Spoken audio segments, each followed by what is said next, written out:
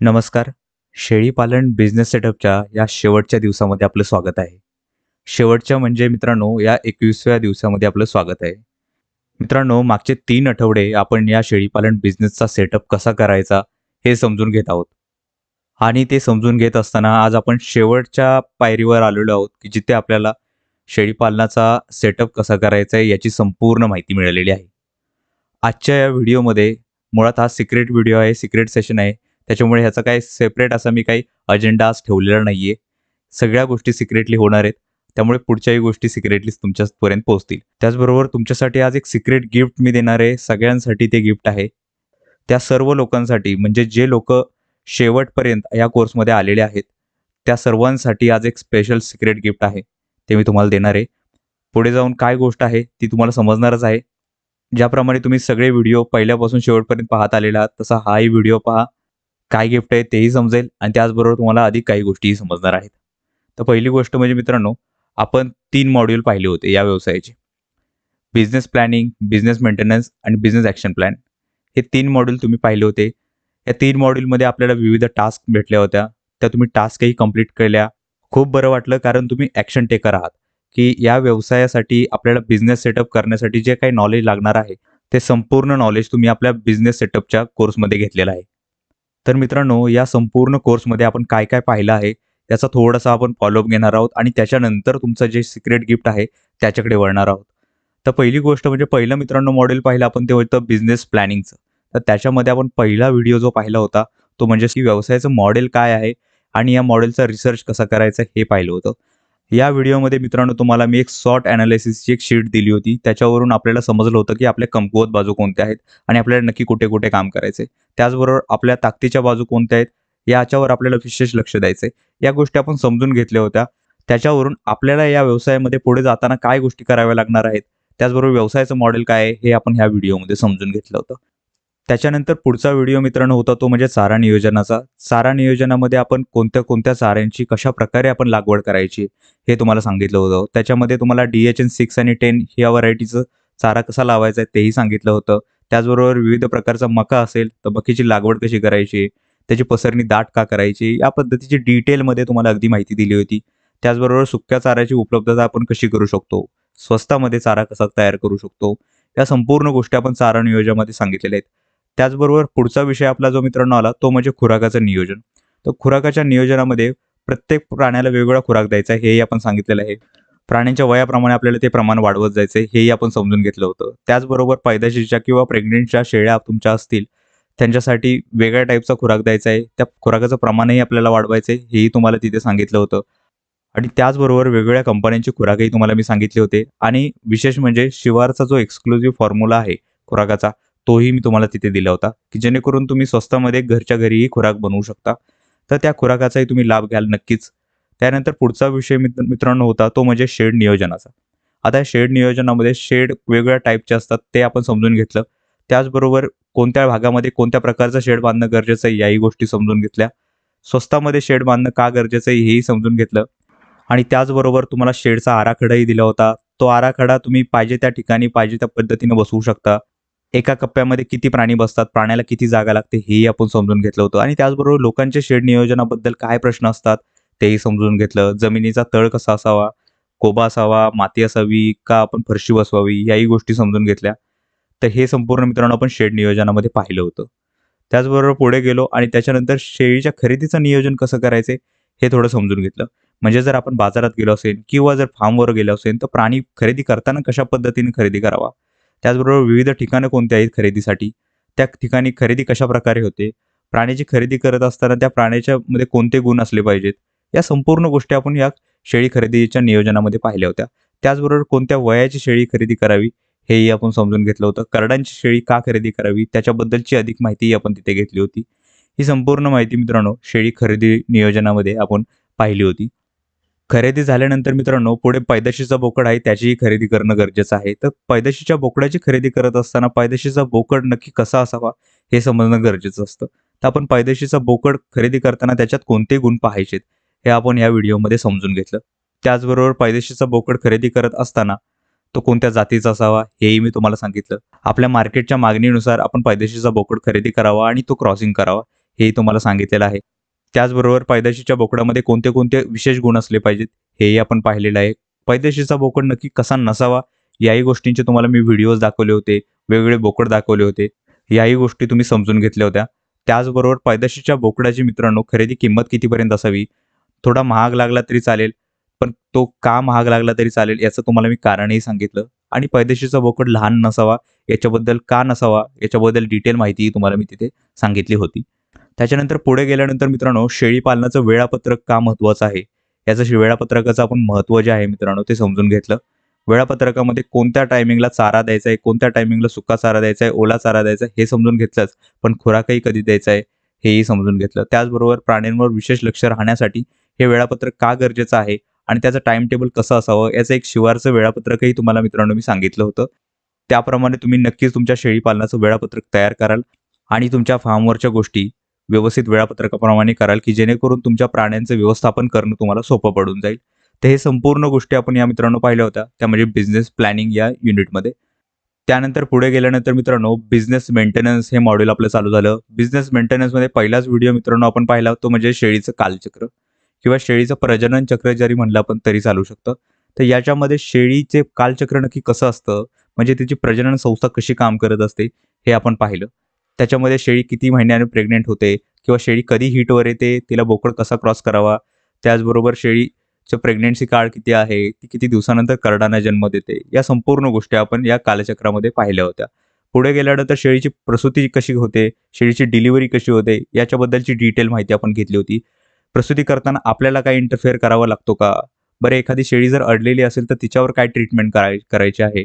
या संपूर्ण गोष्टी आपण शेळीच्या प्रसूतीमध्ये, डिलिव्हरीमध्ये पाहून घेतल्या. त्याच्यानंतर करडाचं व्यवस्थापन प्रसूती झाल्यानंतर कसं करायचं हेही पाहिलं.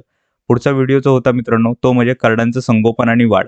अगदी करडाची गर्भामध्ये जेव्हापासून वाढ होत असते तेव्हापासूनच त्याचं संगोपन करणं गरजेचं आहे हे आपण इथे पाहिलं. त्यावेळेस शेळीची काय काळजी घ्यायची, त्याच्यानंतर करडाचा जन्म कसा होतो आणि त्याच्यानंतर करडाचा जन्म झाल्यानंतर पुढे करडाची काळजी कशी घ्यायची आणि करडाच्या वाढीसाठी आपण स्पेशल फीड कशा पद्धतीने द्यायचंय, कोणत्या वयापासून द्यायचंय, करडाची विशेष आपण काळजी कशी घ्यायची, या संपूर्ण गोष्टी आपण या व्हिडिओमध्ये पाहिल्या होत्या. त्याच्यानंतर पुढे गेल्यानंतर मित्रांनो प्राण्यांचं आरोग्य व्यवस्थापन चालू झालं. आरोग्य व्यवस्थापनामध्ये जंत निर्मूलन प्राण्यांचं कसं करायचंय, पोटातील जंत निर्मूलन कशा पद्धतीने करावं लागेल आणि त्याची काय गरज असते हे समजून घेतलं.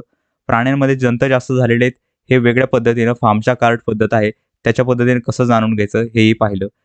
प्रिकॉशनरी लसीकरण म्हणजे काय असतं, प्रिकॉशनरी व्हॅक्सिनेशन म्हणजे काय असतं हे आपण पाहून घेतलं. व्हॅक्सिनेशनची गरज काय आहे, लसीकरणाची गरज काय आहे हेही समजून घेतलं. विविध प्रकारची लसीकरणं पाहिली, त्यांचा तुम्हाला चार्टही दिला होता आणि त्याचबरोबर या लसीकरण जर आपण केलं नाही आणि प्राण्यांना जर रोगाची बाधा झाली तर त्याची काय लक्षणं असू शकतात तर हेही आपण समजून घेतलं. त्याच्यानंतर पुढे महत्त्वाची गोष्ट म्हणजे शेळ्यांचे आजार काय असतात हा विषय आपण समजून घेतला. कॉमन आजार कोणते आहेत प्राण्यांना होतात आणि त्याच्यावरचे कॉमन उपचार काय आहेत हेही समजून घेतलं. तुम्हाला तिथे मी गोळ्याही सांगितल्या होत्या, तुम्हाला वेगवेगळ्या प्रकारची औषधंही सांगितली, ओरल औषधं सांगितली, इंजेक्शन्सही सांगितलेली आहेत. तर या औषधांचा नक्कीच तुम्ही वापर करा. प्राण्यांच्या आरोग्यामध्ये सहज पद्धतीने तुम्हाला ट्रीटमेंट त्यांच्यावर करता येते, आजारातून प्राणी बरे करता येतात. आणि याच वेळेस तुम्हाला प्राण्यांना इंजेक्शन्स कसे द्यायचे हे तुम्ही समजून घेतलं. त्याचबरोबर ओरल औषध कसं पाजायचं याही गोष्टी तुम्ही समजून घेतल्या होत्या. पुढे गेल्यानंतर शेळ्यांचे जे स्पेशल टॉनिक आहे त्यांच्या तब्येतीच्या वाढीसाठी ते आपण पाहिली आणि विशेष उपचार पाहिले, की ज्या गोष्टी आपल्या फार्मवर वेगवेगळ्या गोष्टी घडत असतात आणि ज्याच्या आपल्याला अपेक्षाही नसते किंवा आपल्या डोक्यातही त्या गोष्टी नसतात, अशा गोष्टी घडल्यानंतर त्याच्यावर उपचार कसे करायचे हे विशेष उपचारांमध्ये आपण जाणून घेतलं. हे संपूर्ण आरोग्य व्यवस्थापन झाल्यानंतर मित्रांनो आपल्याला इथे कॉन्फिडन्स नक्कीच आला असेल आणि त्याच्यानंतर महत्त्वाच्या विषयाकडे आपण वळतो ते म्हणजे काय, तर लेंडी खताची प्रक्रिया कशी करायची. या प्राण्यांपासून बाय प्रोडक्ट जे मिळतं आपल्याला लेंडी, तर त्या लेंडीची प्रक्रिया करून आपण लेंडीचे पावडर, लेंडीचं गांडूळ खत कसं बनवू शकतो आणि त्याची मार्केटमध्ये मार्केटिंग कशी करायची, या संपूर्ण गोष्टी मी स्टेप बाय स्टेप तुम्हाला लेंडी खताच्या प्रक्रियेच्या व्हिडिओमध्ये सांगितल्या होत्या. तुम्हाला या गोष्टी परत आठवत नसतील तर परत परत जाऊन ते व्हिडिओज पहा, त्यामुळे तुम्हाला ती गोष्ट आहे ती व्यवस्थित चांगल्या पद्धतीने समजून येईल. तर हे बिझनेस मेंटेनन्सचं युनिट झाल्यानंतर मित्रांनो बिझनेस ॲक्शन प्लॅनकडे आपण आलो आणि ॲक्शन प्लॅनमध्ये पहिली गोष्ट होती मित्रांनो ती म्हणजे बोकड पालनाची. तर लहान बोकडांची खरेदी करून त्याच्यावर थोडंसं काम करून आपण पुढे 3 महिन्यामध्ये प्राण्यांपासून कसा नफा मिळवू शकतो हे आपण बोकड पालनाच्या या संपूर्ण व्हिडिओमध्ये पाहिलं होतं. याच्यामध्ये तुम्हाला बोकड पालनाचं गणितही दाखवलं होतं आणि त्याचबरोबर जर तुम्ही बोकड पालन सुरू केलं तर कशा पद्धतीने चांगला फायदा होईल हेही तुम्हाला सांगितलेलं आहे.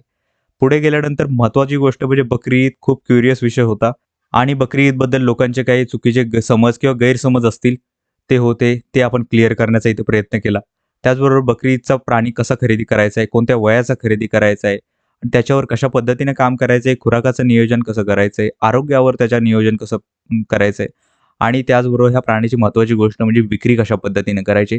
या संपूर्ण गोष्टी आपण बकरी ईदच्या या व्हिडिओमध्ये समजून घेतल्या होत्या. त्याचबरोबर पुढे जाऊन आपण आलो मित्रांनो ते म्हणजे मार्केटिंगमध्ये. तर मार्केटिंगमध्ये वेगवेगळ्या प्रकारची मार्केट्स कोणते आहेत ते समजून घेतलं. त्याचबरोबर पारंपरिक पद्धतीने मार्केटिंग कशी करायची आहे, त्याचबरोबर मॉडर्न किंवा आधुनिक मार्केटिंग कशी करायची आहे, हेही समजून घेतलं. या मार्केटिंग महत्त्वाची मित्रांनो काय आहे, तुम्हाला तिथेही सांगितलेलं आहे मी. जर तुम्ही प्राणी तयार कराल तुमच्याकडे, पण प्राणी जर योग्य किमतीत जर विक्री झाला नाही, तर आपल्याला अपेक्षित नफा मिळणार नाहीये. त्याच्यामुळे योग्य वेळेत प्राण्याची योग्य किंमत ठरवायची कशी आणि मार्केटमध्ये याची विक्री करायची कशी, त्यासाठी वेगवेगळी कोणत्या स्ट्रॅटेजीज वापरायच्या, कोणती तंत्र वापरायची, ते संपूर्ण आपण या मार्केटिंगच्या व्हिडिओमध्ये समजून घेतलं होतं. तर मार्केटिंग कंप्लीट झाल्यानंतर मित्रांनो महत्त्वाची गोष्ट येते ती म्हणजे काय, शेळीपालन करत असताना लोकांच्या काय चुका झाल्या होत्या किंवा शेळीपालन लोकांचं बंद पडलं काही लोकांचं, तर का पडलं हे आपण शेळीपालनाच्या चुकांमध्ये पाहिलं. वेगवेगळ्या प्रकारच्या लोकांच्या चुका तुम्हाला सांगितल्या, की जेणेकरून तुमच्याकडून ह्या चुका झाल्या नाही पाहिजेत. आपल्याला या व्यवसायाचा बिझनेस सेटअप करत असताना ह्या चुका जर झाल्या मित्रांनो आपल्याकडून, तर आपल्याला डोक्याला हात लावायची वेळ येते. त्यासाठी ह्या चुका आपल्याला करायच्या नाहीयेत. कारण या सर्व चुकांचं मॅनेजमेंट, नियोजन कशा पद्धतीने करायचे, हे आपण संपूर्ण आपल्या बिझनेस सेटअपच्या या कोर्समध्ये समजून घेतलेलं आहे. त्याचबरोबर पुढे गेल्यानंतर मित्रांनो, चुका तर समजल्या आपल्याला, पण शेळीपालनाचा आता आरंभ कसा करायचा आहे, सुरुवात कशी करायची? 5x5 तुम्हाला फॉर्म्युला दिला होता. 5 महिने 5 प्राणी असं तुम्हाला फॉर्म्युला सांगितला होता. तिथे तुम्हाला समजलं की शेळीपालनाचा आता सुरुवात कशी करायची, आरंभ कसा करायचा आहे. कारण अशा पद्धतीने तुम्ही जर शेळीपालन चालू केलं, तर तुम्हाला तिथे शेळीपालनातला कॉन्फिडन्स येतो, चांगल्या पद्धतीचा अनुभव येतो आणि तिथून आपल्याला कॉन्फिडन्स जो मिळणार आहे, त्याच्यातून आपण पुढची गोष्ट करणार आहे, ते म्हणजे काय 1 एकरमध्ये शेळीपालन. कमीत कमी तुम्ही 1 एकरपासूनही शेळीपालन चालू करू शकता. त्याच्यापेक्षा कमी जागा असेल, तर तिथूनही चालू करू शकता, हेही तुम्हाला मी सांगितलेलं आहे. किंवा जर तुम्हाला लार्ज स्केलमध्ये मोठ्या अजून प्रमाणावर करायचे, तेही करू शकता तुमच्याकडे तेवढं भांडवल असेल तर. तर या संपूर्ण गोष्टी कशा पद्धतीने वर्क होतात, हे आपण 1 एकरमधल्या शेळीपालनात पाहिलं होतं. 1 एकरमध्ये कशा पद्धतीने चाऱ्याचं व्यवस्थापन करावं, शेडचं कशा पद्धतीने व्यवस्थापन करावं, किती प्राण्यांचं संगोपन एवढ्या जमिनीमध्ये होऊ शकतं. या संपूर्ण गोष्टी आपण या 1 एकरमधल्या शेळीपालनामध्ये पाहिल्या होत्या. आता हे 1 एकरचं शेळीपालन शिकल्यानंतर तुम्हाला 10 एकरमध्येही कसं करायचं तेही समजून जाईल. या पद्धतीनं आपण आपल्या या बिझनेस सेटअपच्या शेवटापर्यंत आलो होतो आणि त्याच्यानंतर शेवटचा व्हिडिओ म्हणजे आजचा व्हिडिओ तो म्हणजे सिक्रेट गिफ्ट. तर याच्यामध्ये हा संपूर्ण व्हिडिओ सिक्रेट ठेवला होता कारण इथे तुम्हाला वेगळी गोष्ट कारण या व्हिडिओमध्ये तुम्हाला एक आपल्याकडून सेपरेट स्पेशल गिफ्ट मिळणार आहे. ते पुढे जाऊन तुम्हाला समजेलच.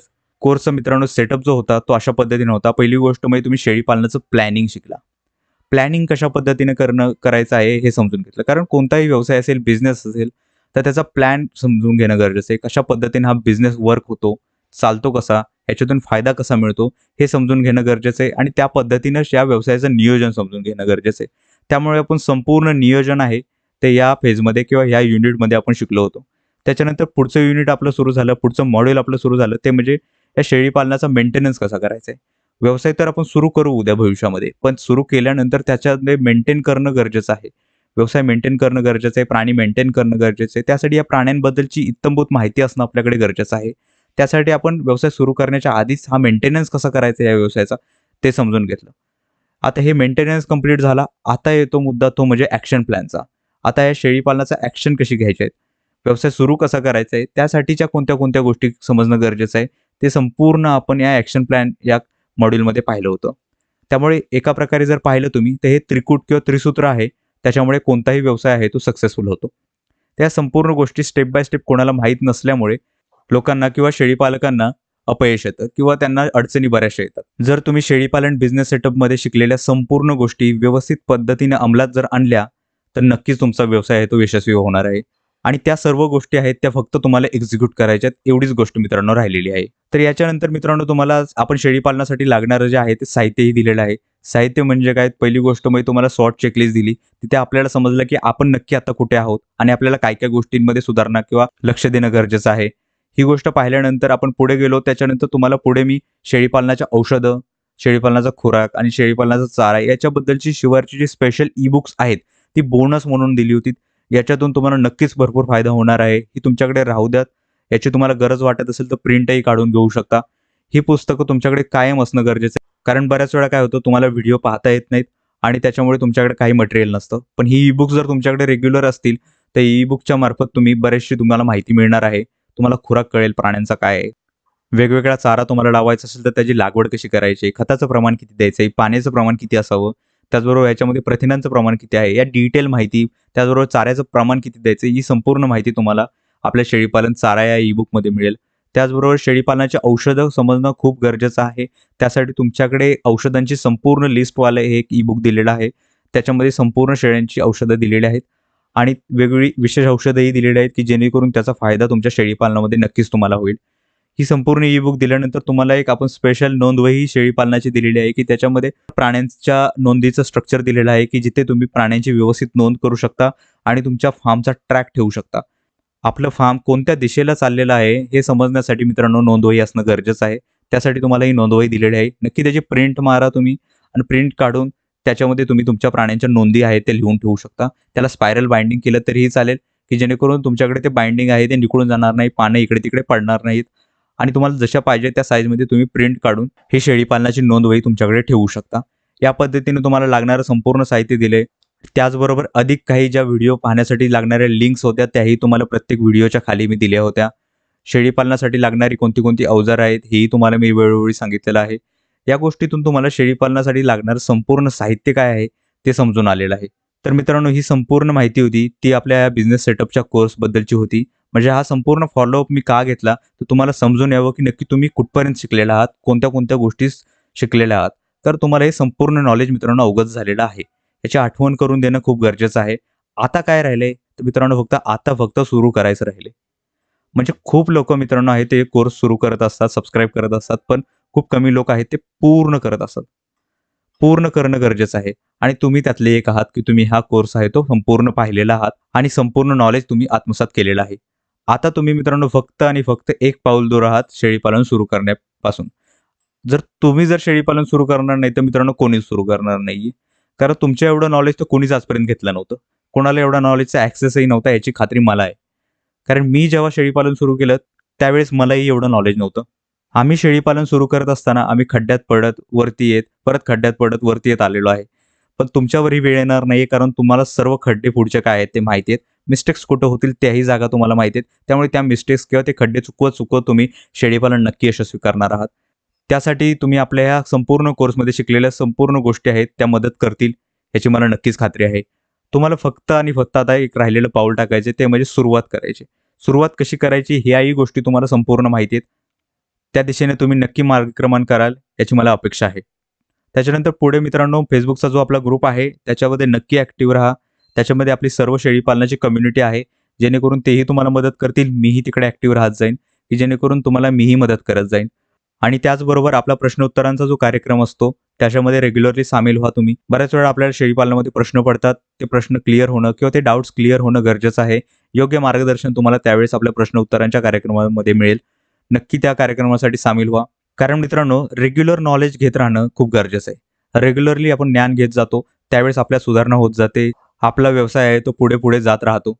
पण हे संपूर्ण नॉलेज मित्रांनो घेतलंय, पण या नॉलेजची किंमत त्याच वेळेस आहे, की जेव्हा आपण ह्याची अंमलबजावणी करू किंवा जेव्हा त्याला अंमलात आणू, प्रॅक्टिकली एक्झिक्यूट करू. जोपर्यंत ते एक्झिक्यूट करत नाहीये, प्रॅक्टिकली त्याचा वापर करत नाहीये, तोपर्यंत त्याची पॉवर तुम्हाला समजणार नाहीये. आता फक्त आणि फक्त मित्रांनो सुरू करायचं राहिलंय आणि ते तुम्हीच करू शकता. तर ही सर्व माहिती होती मित्रांनो ती म्हणजे आपल्या बिझनेस सेटअपच्या कोर्सबद्दलची जे आपण सर्व शिकलेलो आहोत. आता येऊया तुमच्या सिक्रेट गिफ्टकडे. परंतु त्याच्या आधी मित्रांनो तुम्हाला एक विनंती करायची ती विनंती कोणती ती थोडीशी समजून घेऊया. मला तुमची प्रतिक्रिया मित्रांनो पाहिजे. कारण त्याच्यानंतरच तुम्हाला तुमचं सिक्रेट गिफ्ट मिळणार आहे. तर ते सिक्रेट गिफ्ट मिळवण्यासाठी तुम्हाला काय करायचे ते थोडक्यात सांगतो. तुम्हाला आपला शेळीपालन बिझनेस सेटअप हा कोर्स समजलेलाच आहे. आणि या कोर्समध्ये आपली 3 मॉड्यूल्स होते. ते म्हणजे बिझनेस प्लॅनिंग, बिझनेस मेंटेनन्स आणि बिझनेस ॲक्शन प्लॅन. ही 3 मॉड्यूल होती आणि या तिन्ही मॉड्यूलमध्ये मित्रांनो तुम्ही काय-काय शिकलेला आहात, तुम्हाला काय चांगलं वाटलं, हे तुम्हाला प्रतिक्रियेमधून सांगायचंय. तर प्रतिक्रिया तुम्हाला कुठे द्यायची आहे, तर या व्हिडिओच्या डिस्क्रिप्शनच्या खाली जो कमेंट बॉक्स आहे, त्या कमेंट बॉक्समध्ये टाइप करून तुम्हाला तुमची संपूर्ण प्रतिक्रिया सांगायची. ही प्रतिक्रिया देणं तुमच्यासाठीही गरजेचं आहे मित्रांनो आणि माझ्यासाठी आहे. तुमच्यासाठी का? तर पहिली गोष्ट म्हणजे तुम्हाला या विषयामध्ये आपण काय-काय शिकलेलो आहोत, ते संपूर्ण समजून येईल. अतिशय कमी शब्दात जरी तुम्ही ही तुमची प्रतिक्रिया दिली, तरीही काही प्रॉब्लेम नाहीये. पण त्याच्यामध्ये तुम्ही काय काय शिकला, थोडक्यात तुम्हाला या व्यवसायाचा कॉन्फिडन्स आला का, हेही तुम्हाला तिथे सांगायचंय. या बिझनेस सेटअपच्या कोर्समध्ये सुरुवात करताना तुमच्याकडे काय नॉलेज होतं आणि आता हा बिझनेस सेटअपचा कोर्स पूर्ण केल्यानंतर तुमच्या कॉन्फिडन्समध्ये काय बदल घडलेला आहे का, हे नक्कीच तुम्ही तुमच्या प्रतिक्रियेमध्ये पाठवा. मला तुमच्या प्रतिक्रिया वाचायला आवडेल. आणि ह्या सर्व प्रतिक्रिया जे लोकं पाठवणार आहेत, त्या सर्व लोकांसाठी आपल्याकडून शेळीपालनाचं एक गिफ्ट आहे. ते गिफ्ट कोणतं? तर मित्रांनो, प्रतिक्रिया देणाऱ्या सर्व लोकांना शिवार स्पेशल लाईव्ह व्हिडिओज ही संपूर्ण लिस्ट आहे ती मिळणार आहे. आता हे आपले शिवारचे स्पेशल मेंबरसाठीची ही सोय होती, जिकडे आपण शिवारचे संपूर्ण जे लाईव्ह व्हिडिओ झालेले आहेत, त्याच्या आपण सगळ्या लाईव्ह व्हिडिओच्या लिंक्स किंवा त्याचा ॲक्सेस जो आहे, तो आपल्या सर्व लोकांना या देणार आहोत. तो ॲक्सेस कोणता आहे? तर आपली स्पेशल मेंबरची जी लिस्ट आहे, त्याचा ॲक्सेस तुम्हाला मिळेलच. पण त्याचबरोबर आपले शिवारचे जे पुढे लाईव्ह व्हिडिओ होणार आहेत, त्याचाही ॲक्सेस तुम्हाला मिळणार आहे. तुम्हाला आपल्या या शेळीपालन बिझनेस सेटअपच्या कोर्सबद्दलच्या काय प्रतिक्रिया आहेत, त्या आपल्या या कमेंट बॉक्समध्ये पाठवून द्यायच्या आहेत. मी त्या नक्की रीड करेन आणि ज्या लोकांनी प्रतिक्रिया पाठवलेली आहे, त्या सर्व लोकांना शिवार लाईव्ह व्हिडिओची प्लेलिस्ट आहे जी, त्याचा ॲक्सेस मिळणार आहे. जेणेकरून तुम्हाला त्या लाईव्ह व्हिडिओ सीरीजचाही तुम्हाला फायदा होईल. हे तुमचं आजचं सिक्रेट गिफ्ट आहे. लवकरात लवकर तुमची प्रतिक्रिया पाठवून द्या, जेणेकरून तुम्हाला लवकरात लवकर या व्हिडिओचा ॲक्सेस मिळेल. आणि मग येऊया तुमच्या शेवटच्या टास्ककडे. टास्क म्हणजे मित्रांनो तीच आहे, फक्त तुम्हाला तुमची प्रतिक्रिया समजावून द्यायची. तुम्ही या कोर्समध्ये काय काय शिकला, त्याचबरोबर तुमची कॉन्फिडन्स लेव्हल सुरुवातीपासून आता वाढलेली आहे का, तेही तुम्हीच कळवा. आणि तुम्ही या कोर्सला का सुरुवात केली, याही गोष्टी तुम्हाला समजून देणं खूप गरजेचं आहे. अशा पद्धतीने तुमची प्रतिक्रिया पाठवा. मला नक्कीच वाचायला आवडेल. कारण त्यावेळेसच मला समजेल की नक्की तुम्हाला काय काय नॉलेज आलेलं आहे आणि इथून पुढे जर काही इम्प्रूव्हमेंट करायची असेल तर तेही मला समजून येईल की मला या गोष्टींमध्ये इम्प्रूव्हमेंट करणं गरजेचं आहे. तर मित्रांनो, तुम्हाला तुमचं सिक्रेट गिफ्ट नक्कीच मिळणार आहे. तुम्ही दिलेली टास्क कंप्लीट करा. आजच्या पुरतं इथेच थांबूया. भेटूया पुढच्या क्वेश्चन आन्सर सेशनमध्ये. तोपर्यंत सर्वांचं धन्यवाद.